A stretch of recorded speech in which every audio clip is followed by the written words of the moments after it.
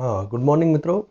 આજે આપણે theory of bending એટલે કે જે ઇક્વેશન તમને આપેલું છે m/i = e/r = f/y એ સૂત્ર કઈ રીતે આપણે ડિરાઈવ કરવાનું છે તે જોઈશું। આના આગલા વિડીયોમાં આપણે જોયું હતું કે what is bonding moment, what is bonding stresses અને એના એઝમ્પશન શું છે, આ થિયરી ઓફ બેન્ડિંગ માટેના એઝમ્પશન શું છે એ આપણે લાસ્ટ વિડીયોમાં જોયું હતું। અહીંયા m એટલે કે બેન્ડિંગ મોમેન્ટ થશે, i = moment of inertia, E = modulus of elasticity, R = radius of curvature, F bending stresses, FB પણ કહી શકીએ છીએ આપણે bending stresses in beam, અને Y = distance from neutral axis to extreme fibers ને આપણે FY કહીશું। ઓકે, આટલું આપણે આ ઇક્વેશન થિયરી ઓફ બેન્ડિંગમાં ડિરાઈવ કરવાનું છે। સૌથી પહેલાં તો સમજીએ, અહીંયા ફિગર મેં ઓલરેડી ડ્રો કરી દીધું જેથી આપણો ટાઈમ બચી શકે। તો ફિગરમાં જુઓ, અહીંયા તમને બીમ આપેલો છે A, B, C અને D એ બીમ છે બિફોર બેન્ડિંગ, એટલે બેન્ડિંગ થયા પહેલાં એનો જે શેપ છે એ આપેલો છે। અને ફોર ધ થિયરી આપણે એક સ્ટ્રીપ એઝમ કરેલી છે PQ, એટલે કે એક નાનું લેયર બીમનું આપણે એઝ્યુમ કર્યું છે P અને Q। હવે બિફોર બેન્ડિંગ આ છે, અને PQ જે એઝમ કર્યું છે ક્યાંથી કર્યું છે, ન્યુટ્રલ એક્સિસ, એટલે કે ન્યુટ્રલ એક્સિસનું જે મેં નામ આપેલું છે RS, ત્યાંથી y ડિસ્ટન્સ છે આપણે એક સ્ટ્રીપ P અને Q એઝમ કર્યું છે। ત્યારબાદ આપણે એને સેગિંગ મોમેન્ટ આપીશું। સેગિંગ મોમેન્ટ આપતા બીમનું જે આ રીતે બેન્ડ થશે, અને બેન્ડ થયા પછી એને હું આ જે બહારના લેયર છે, જે આપણે આ લેયર છે એને હું એક્સટેન્ડ કરી અને એક વર્તુળાકાર આખું જે બીમ આ રીતે વન છે એનું આપણે સેન્ટર પોઈન્ટ જે માર્ક કર્યું ઓથી તમે જુઓ આ જે ડિસ્ટન્સ છે ન્યુટ્રલ એક્સિસનું, એ ડિસ્ટન્સને આપણે R કહીશું। R = રેડિયસ ઓફ કર્વેચર, એટલે કે જે આ કર્વ બન્યો એનું રેડિયસ કેટલું છે, આપણે આનું મધ્યબિંદુથી લઈ અને સેન્ટ્રલ ન્યુટ્રલ એક્સિસથી આપણે આને ડિસ્ટન્સ કર્યું તો આપણને ઓથી જે R' સુધીનું ડિસ્ટન્સ છે એને આપણે શું મળશે, આપણને રેડિયસ ઓફ કર્વેચર મળશે। સેમ જે સ્ટ્રીપ હતી y ડિસ્ટન્સ છે, એ સ્ટ્રીપ y ડિસ્ટન્સ છે આ રીતે બેન્ડ થયેલી જોવા મળશે। હવે જે પહેલાં ઓરિજિનલ ડાયમેન્શન હતા બીમના A, B, C અને D શું થઈ જશે, પોતાની જગ્યા બદલે છે, અને A', B', D', C', જે આપણી સ્ટ્રીપ હતી P અને Q એ શું થઈ જશે, P', Q', Y same distance રહેશે, એટલે કે સેમ થઈ જશે Y। R અને S ન્યુટ્રલ એક્સિસના ડાયમેન્શન છે તો એ પણ બદલાઈ જશે, R અને S' થઈ જશે। ઉપરનો જે ઝોન જે છે એ શેમાં છે, કોમ્પ્રેશનમાં જુઓ, ફાઈબર કોન્ટ્રાક્ટ થાય છે એટલે કે કોમ્પ્રેશન ઝોન છે। ન્યુટ્રલ એક્સિસથી નીચેનો ઝોન છે એ કેમાં છે, ટેન્શનમાં, તો મેં એને ટેન્શન વડે દેખાડ્યું છે। આ તમારી એક મિત્ર ફિગર થઈ ગઈ। હવે સૌથી પહેલાં તો આપણે ડિરાઈવ કરવા માટે જોઈએ એપ્સાઇલોન એટલે કે સ્ટ્રેન = તમે જાણો છો શું થાય, change in length divide by original length, એને આપણે શું કહીશું, સ્ટ્રેન, અને સ્ટ્રેન યુનિટ લઈ જશે। હવે આપણે સ્ટ્રીપ એઝમ કરી હતી ડિરેક્શન આપણે થિયરી માટે, તો P અને Q સ્ટ્રીપ છે, ΔL કેટલું હશે કે PQ પહેલાં જે હતી બિફોર બેન્ડિંગ, અને પછી P અને Q' જેટલો વધારો કે ઘટાડો થાય છે એટલે બેનો ડિફરન્સ લઈશું। તો PQ બિફોર બેન્ડિંગ અને આફ્ટર બેન્ડિંગ એમાં જે વધારો તમને જોવા મળે છે P', Q' ઘટાડો થયો હશે કેમ કે કોમ્પ્રેશન ઝોનમાં હશે, ડિવાઈડ બાય શું થઈ જશે, ઓરિજિનલ લેન્થ કઈ છે આપણી P અને Q। ઓકે મિત્રો, આટલું તમને ખ્યાલ આવજો।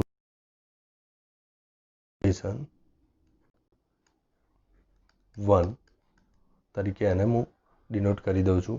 ઓકે, ઇક્વેશન 1 તમે જોઈ લીધી।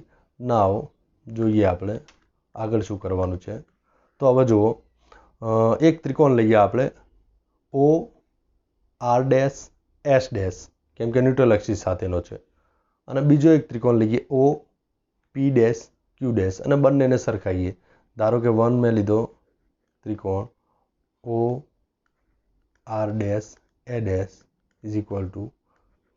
બંનેને સરખાવવાનો છે, આપણે સમપ્રમાણમાં છે કેમ કે જેટલો રેડિયસ ઓફ કર્વેચરમાં વધારો થશે એટલો જ આમાં લેન્થમાં વધારો થશે।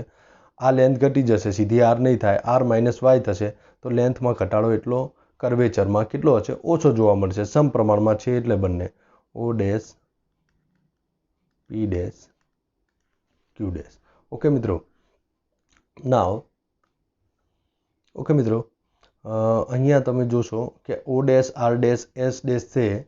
તો મારે જોવું હોય કે આ જે કર્વેચરની લેન્થ હશે તો શેની સાપેક્ષે હશે? આટલા ડિસ્ટન્સની સાપેક્ષે હશે.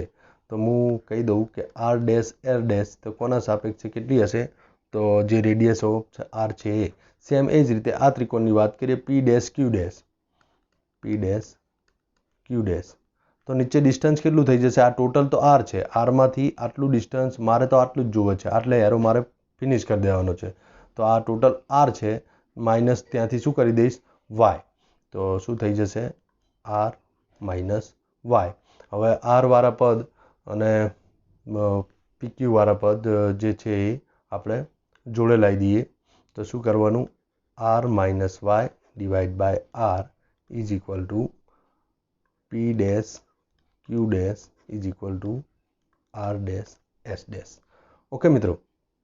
હવે અહીંયા જોજો મિત્રો, એક વસ્તુ કરીએ, બંનેને એકમાંથી બાદ કરી દઈએ એટલે કે બોથ સાઈડ હું વાત કરીએ તો 1 માઇનસ કરી દઉં R minus Y divide by R 1 minus P dash Q dash divide by R dash S dash. Okay. તો અહીંયા જે ટર્મ હવે પછીનું નેક્સ્ટ ટર્મ આવશે આ પછીનું, તો કઈ રીતે આવશે? આ R પોતે આટલે જતો રહેશે. R માઇનસ કૌંસમાં R minus Y divide by R થઈ જશે. સેમ આ જ રીતે R dash S dash minus P dash Q dash divide by R dash S dash થઈ જશે. ઓકે. નેક્સ્ટ ટર્મ જોઈએ તો મિત્રો R કટ આઉટ થઈ જશે અને આ જે કૌંસ છૂટશે એટલે આ માઇનસમાંથી શું થઈ જશે? પ્લસ. તો Y divide by R is equal to શું જોવા મળશે મિત્રો તમને? R dash S dash minus P dash Q dash. Okay. R dash S dash P dash Q dash divide by R dash S dash. Okay. ના હવે એક વસ્તુ સમજો મિત્રો, અહીંયા RS અને R dash S dash. Okay. તો આપણે જોયું ન્યુટ્રલ એક્સિસ. ન્યુટ્રલ એક્સિસ નથી કોમ્પ્રેશનમાં હોતો કે નથી ટેન્શનમાં હોતો. તો આફ્ટર અને before R dash is equal to શું થઈ જશે? R dash S dash is equal to શું થઈ જશે? RS. કેમ કે એનામાં કોઈ વધારો પણ જોવા મળતો નથી, ઘટાડો થાય છે ઉપરના લેયરમાં અને વધારો થાય છે નીચેના લેયરમાં. એટલે R ડેશ S ડેશ તો પોતે કેવું રહેશે? સેમ આ R અને S જેટલું જ તમને જોવા મળશે કે કોમ્પ્રેશનમાં પણ નથી અને ટેન્શનમાં પણ નથી. એટલે R dash is equal to શું થઈ જશે? RS. અને તમે જુઓ R જે S છે સેમ એ જ કેટલું છે? P અને Q. તો ઇઝ ઇક્વલ ટુ હું લખી શકું P Q. ઓકે. ખ્યાલ આવે મિત્રો? R ડેશ S ડેશ કેમ કે ન્યુટ્રલ એક્સિસ છે એટલે એને લંબાઈમાં વધારો કે ઘટાડો તમને જોવા મળશે નહીં. તો વધારો કે ઘટાડો થયો નથી એટલે શું થઈ જશે? R dash S dash is equal two RS. Neutral axis છે માટે અને RS જેટલું છે સેમ એ જ ડિસ્ટન્સ છે P અને Q. એટલે હું લખી શકું છું R dash S dash is equal two RS is equal to PQ. હવે જે આ ઇક્વેશન છે ત્યાં જે R ડેશ S ડેશ છે ત્યાં આપણે શું મૂકીશું? P અને Q મૂકીશું. એટલે તમે જોશો કે તમને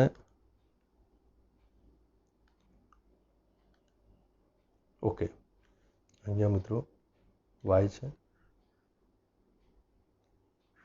નાવ આપણા જોડે ઇક્વેશન કઈ થઈ ગઈ હતી? જો લાસ્ટની ઇક્વેશન તમે જોશો, અહીંયા જે ઇક્વેશન તમે જોશો Y divide by R is equal to શું થઈ જશે? R ડેશ S ડેશ એટલે PQ minus P dash Q dash divide by PQ. Okay. તો આપણે લખીએ છીએ એમ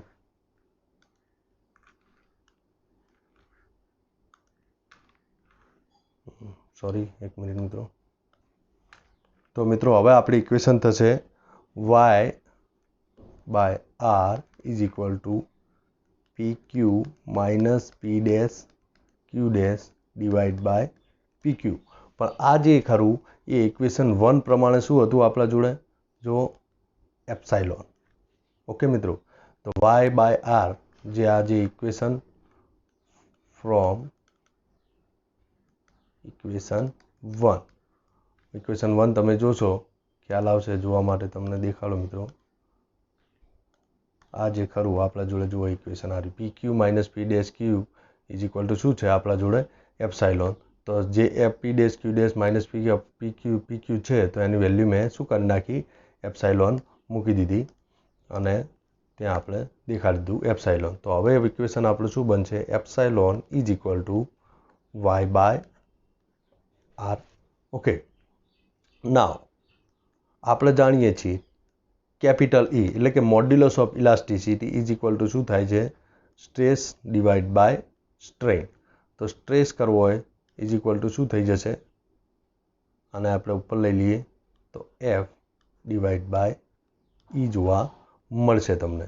તો અહીંયા નેક્સ્ટ ઇક્વેશન શું થઈ જશે આપણી F divide by E is equal to Y by R. Okay, now એનું સાદું રૂપ તમને આપું અને આપણી આ એક જે ઇક્વેશન આવી જશે એને આપણે શું કહીશું ઇક્વેશન 2 કહીએ. અને એક બીજી આના ઉપરથી ઇક્વેશન નેક્સ્ટ આપણે કરીએ કે એફને હું કરતા બનાવીશ તો શું થઈ જશે A into Y by R. Okay મિત્રો, આટલું ખ્યાલ આવી ગયું. આ જે આપણી રહી ઇક્વેશન 3 આપણને મળશે અને એના ઉપરથી આપણે આગળ કન્ટિન્યુ કરીશું. ત્યાં સુધી હું આ ઇમેજને ઇરેઝ કરી દઉં છું મિત્રો. અહીંયા મિત્રો આપણે સેમ આ ઇક્વેશન 2 માટે F by Y is equal to આ જે વાય છે એને નીચે લાવીશું અને E બાય આરને આપણે શું કહી દઈશું ઇક્વેશન 2 કહીશું. ત્યારબાદ જુઓ મિત્રો આ ઇક્વેશન 2 થઈ ગઈ, એના ઉપરથી એફને મેં કરતા બનાવ્યું તો વાય ત્યાં ગુણાઈ જશે અને E by R into Y થઈ જશે. હવે જોઈએ મિત્રો આપણે શું આગળ અત્યારે સુધી એફ બાય વાય આવી ગયું, E બાય આર આવી ગયું, પણ મોમેન્ટ એટલે કે બેન્ડિંગ મોમેન્ટ નથી આવ્યું અને મોમેન્ટ ઓફ ઇનર્શિયા નથી આવ્યું. તો એના માટે આપણે એક જોઈએ કે શું કરશું. આ જે લોંગિટ્યુડનલ સેક્શન તમને આપેલું છે, આપણે મોમેન્ટ ઓફ ઇનર્શિયાની વાત કરીએ તો હંમેશા મોમેન્ટ ઓફ ઇનર્શિયા એના ક્રોસ સેક્શન ઉપર આધાર રાખે છે. આ ઇધર ચોરસ હોય વર્તુળ હોય તો એના પ્રમાણે આપણો મોમેન્ટ ઓફ ઇનર્શિયા બદલાતો હોય છે. તો આપણે આ લોંગિટ્યુડનલ સેક્શન ઉપરથી હવે નેક્સ્ટ આપણે જઈશું ક્રોસ સેક્શન ઉપર. ઓકે મિત્રો, તો ક્રોસ સેક્શન મેં ઓલરેડી અહીંયા તમારો દોરી રાખેલો છે. તો જુઓ તમને આટલે ક્રોસ સેક્શન જોવા મળશે. આ જ બીમનો આપણે લંબચોરસ બીમ લીધો હતો તો એ આ સર્ટેન એની ડેપ્થ હશે, વિડ્થ હશે. આ મેં એનું જોયું છે, આપણે જનરલ જોયું કે ઉપરને આમાં શું હતું bending stresses due to compression હતું. ધીમે ધીમે કોમ્પ્રેશન ઘટતું જતું હતું અને ન્યુટ્રલ એક્સિસ આ આપણો કેવો એક્સિસ છે ન્યુટ્રલ એક્સિસ. ન્યુટ્રલ એક્સિસે બંને વસ્તુ કોમ્પ્રેશન અને ટેન્શન શું થઈ જતું હતું ઝીરો થઈ જતું હતું. ત્યારબાદ એનું ટેન્શન સ્ટ્રેસમાં ધીમે ધીમે વધારો તમને જોવા મળતો હતો. સેમ સ્ટ્રીપ છે જે લોંગિટ્યુડનલ સેક્શન ન્યુટ્રલ એક્સિસથી વાય ડિસ્ટન્સ આગળ આપણે લીધેલી હતી, સેમ એ જ વસ્તુ પી અને ક્યુ સ્ટ્રીપ આટલે છે. હવે જે આપણી ઇક્વેશન હતી લાસ્ટ આપણે ડિવાઈડ કરી હતી એફ ઇઝ ઇક્વલ ટુ શું હતી આપણા જોડે E into Y by E into R into Y જે આપણે લાસ્ટ ડિરાઈવ કરી હતી સેમ એ જ ઇક્વેશનથી આપણે કન્ટિન્યુ કરીશું. હવે આપણને ખ્યાલ છે મિત્રો સ્ટ્રેસ ઇઝ ઇક્વલ ટુ શું છે લોડ ડિવાઈડ બાય એરિયા. હવે અહીંયા આપણે પી ક્યુ સ્ટ્રીપ ધારેલી છે તો એનો એરિયા મારે શોધવો હોય તો કેટલો આપણે એઝમ એરિયા ઓફ સ્ટ્રીપ એઝમ કરીએ એરિયા ઓફ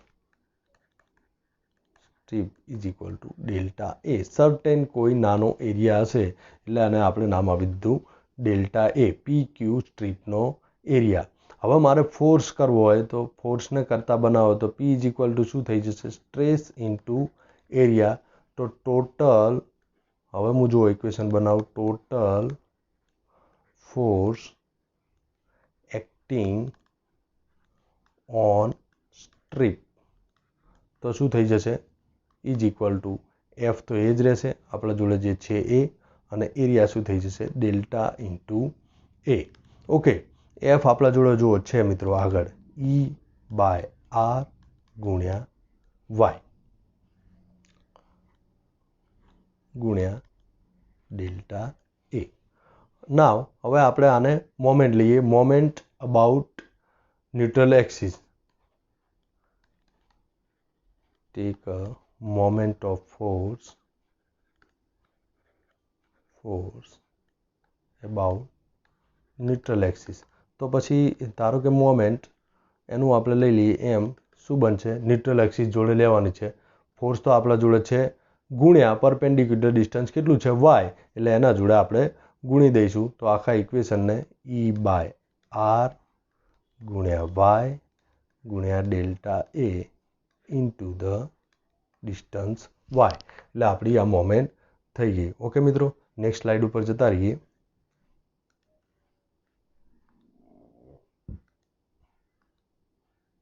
ઓકે સોરી, આમાં છે નહીં તો મારે ઇરેઝ કરવું પડશે. 2 મિનિટ મિત્રો.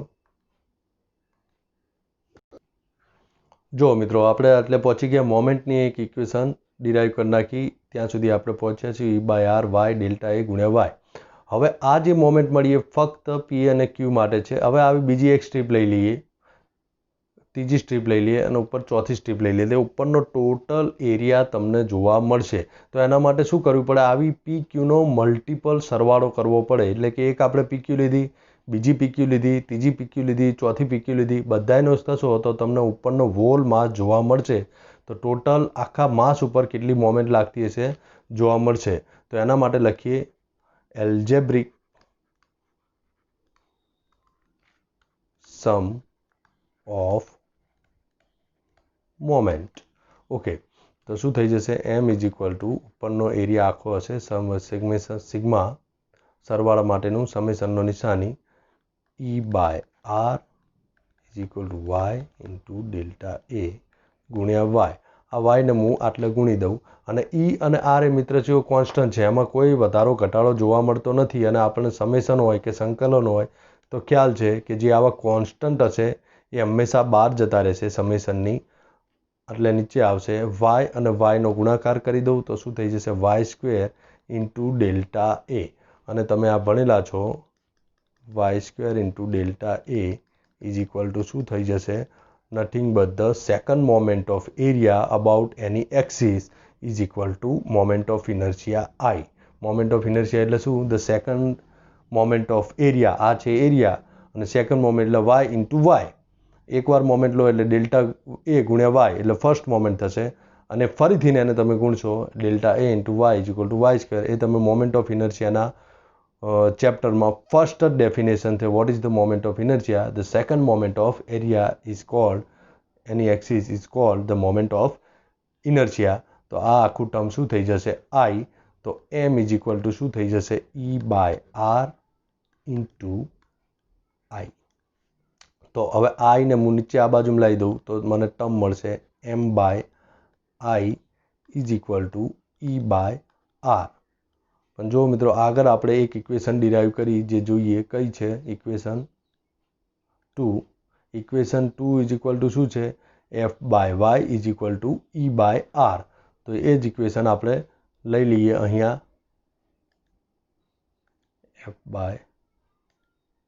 શેમાં equation F/Y is equal to E/R. તો ઇક્વેશન 2 શું છે આપણા જોડે, F/Y is equal to E/R. Okay, equation 2 એની આપણે વેલ્યુ પુટઅપ કરીએ એટલે તો શું થઈ જશે, E/R તો છે, E/R ઇઝ ઇક્વલ ટુ શું થઈ ગયું આપણા જોડે, F/Y. ઓકે, આ ટોટલ મિત્રો થઈ ગઈ તમારી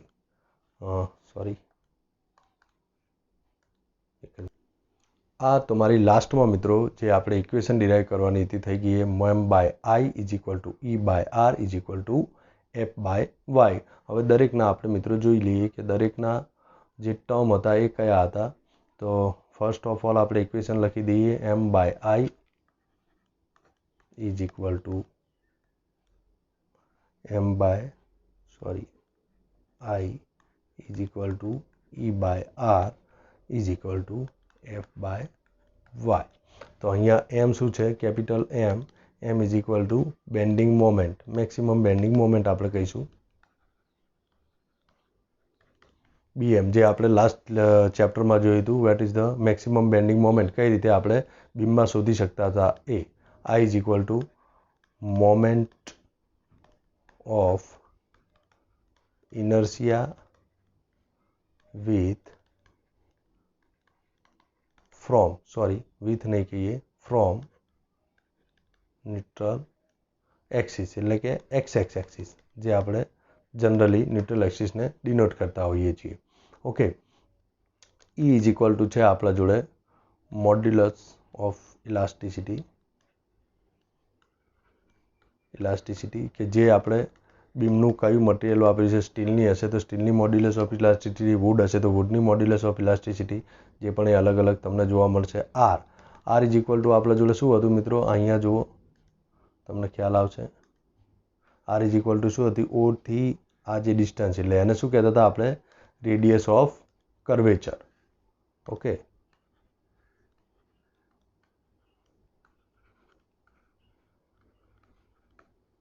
રેડિયસ ઓફ કર્વેચર. એફ છે, એફ એટલે બી પણ લખી શકો છો, F B bending stresses in beam.